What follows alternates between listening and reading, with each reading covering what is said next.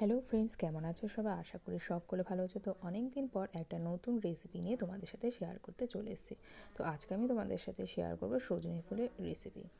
তো এই রেসিপিটা ফলো করলে কিন্তু সজনে ফুল রান্নার পরে এক ফোঁটা তেতো লাগবে না।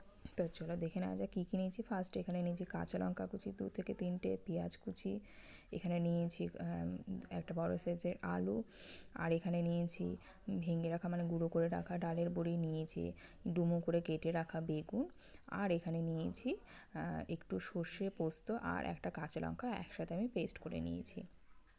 আর এখানে কিছু সমস্ত সবজিগুলো আমি ধুয়ে রেখেছি। অপরদিকে এখানে বেশ কিছু পরিমাণ সজনে ফুল হালকা ঈষদুষ্ণ গরম জলের মধ্যে লবণ দিয়ে আমি ভিজিয়ে রেখেছিলাম। তবে এখানে তোমরা মনে রাখবে সজনে ফুল কিন্তু গরম জল দিয়ে ভাপানোর কোনো দরকার নেই, জাস্ট গরম জলের মধ্যে 5 থেকে 10 মিনিট ভিজিয়ে রাখলে হবে। আর অবশ্যই লবণ দিয়ে ভিজিয়ে রাখবে।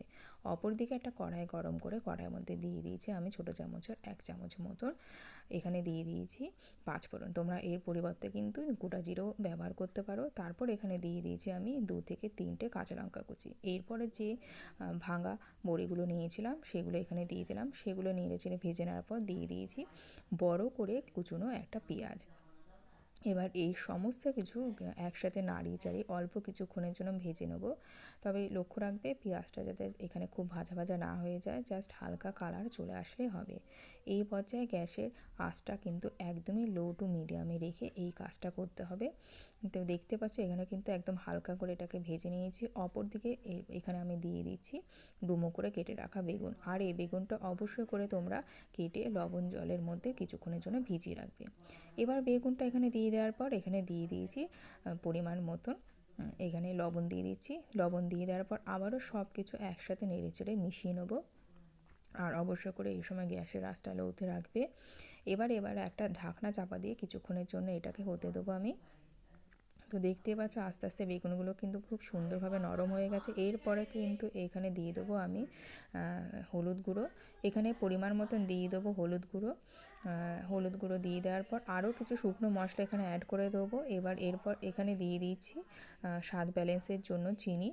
এবার এগুলো দিয়ে দেওয়ার পর কিছুক্ষণের জন্য এগুলো নাড়াচাড়া করে নেবো। যেহেতু এটা নিরামিষ পদ করা হচ্ছে তো চিনিটা দিলে কিন্তু স্বাদটা বেশ ভালো আসবে। তো দেখতে পাচ্ছ এগুলো কিন্তু সমস্ত কিছু নেড়েচেড়ে নিয়েছি। এরপর এখানে দিয়ে দিচ্ছি আমি আলুটা চেষ্টা করবে একটু পরে দেওয়ার। আর এখানে কিন্তু আমি একটা বড় সাইজের সিদ্ধ আলুকে ডুমো করে কেটে নিয়েছি।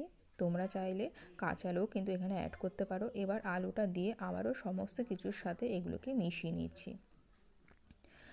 আর এখানে কিন্তু কোনো রকমভাবে জল অ্যাড করা যাবে না, সম্পূর্ণ শুকনোভাবে কিন্তু এটা করতে হবে। এবার এ পর্যায়ে দিয়ে দিচ্ছি আমি যে সর্ষে পোস্ত বেটে রেখেছিলাম সেটা আমি এর মধ্যে দিয়ে দিচ্ছি। 1 চিমটে মতন সর্ষে পোস্ত আর 2টো কাঁচা লঙ্কা আমি মিক্সিতে পেস্ট করে নিয়েছিলাম, সেটা আমি কিন্তু এর মধ্যে দিয়ে দিচ্ছি। আর মিক্সিটা অল্প একটু জল ধুয়ে আমি মিক্সির জলটা এখানে দিয়ে দিয়েছি। দেখতে পাচ্ছ খুব একটা কিন্তু জল এখানে আমি অ্যাড করিনি। এবার যেটা স্বাদ বাড়াবে তা হলো এই চিংড়ি মাছ। অল্প একটু কুচো চিংড়ি আমি এর মধ্যে এখানে দিয়ে দিয়েছি। এইবার এই কুচো চিংড়িটা দিয়ে আবারও সমস্ত কিছুর সাথে এইটাকে বেশ ভালোভাবে মিশিয়ে নেব। আর এই পর্যায়ে দেখবে সমস্ত কিছুই কিন্তু এখানে খুব সুন্দরভাবে নরম হয়ে গেছে। তোমরা দেখতে পেলে কোনো রকম জল কিন্তু আমি এখানে ব্যবহার করিনি, জল ছাড়াই কিন্তু এটা ঢাকনা চাপা দিয়ে তোমরা করবে। আর যে লবণটা দেওয়া আছে লবণটার জন্য কিন্তু এই সমস্ত কিছু বেশ নরম হয়ে যাবে। এবার সব শেষে এখানে আমি দিয়ে দেবো আগে থেকে গরম জলের মধ্যে ভেজানো সজনে ফুল। এই সজনে ফুলগুলো কিন্তু একদম সবার শেষে দিতে হবে, কেননা আগে দিলে কিন্তু সজনে ফুলগুলো একেবারে গলে যাবে।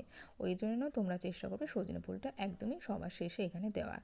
এবার সজনে ফুলটা দেওয়ার পর আবারও সমস্ত কিছু একসাথে মিশিয়ে নিতে হবে। যেহেতু সজনে ফুলটা আমি লবণ জলের মধ্যে ভিজিয়ে রেখেছিলাম ওই জন্য এখানে আমি এক্সট্রা করে লবণ আর দিলাম না। যদি তোমরা দেখো লবণ কম হচ্ছে সেক্ষেত্রে কিন্তু একটু লবণ তোমরা এখানে অ্যাড করে দিতে পারো। এবার আবারও সমস্ত কিছু একসাথে নেড়েচেড়ে এইভাবেই মিশিয়ে নিচ্ছি। এখানে কিন্তু একদম রেডি হয়ে গেছে এই সজনে ফুলের চচ্চড়ি। তো দেখতেই পাচ্ছ এবার এটাকে একটা পাত্রে নিয়ে নিচ্ছি। তো দেখতে পাচ্ছ কি সুন্দর লাগছে। তো তোমরাও কিন্তু বাড়িতে এইভাবেই করে বানিয়ে ফেলতে পারো এই সজনে ফুল। আর এইভাবে টিপসটা ফলো করলে সজনে ফুল কোনো রকমভাবে কিন্তু রান্না করার পরে তেতো লাগবে না। তো রেসিপিটা তোমাদের কেমন লাগলো অবশ্যই করে কমেন্ট বক্সে জানাবে। আর এটা কিন্তু একদম রেডি হয়ে গেছে গরম গরম ভাতের সাথে খাওয়ার জন্য।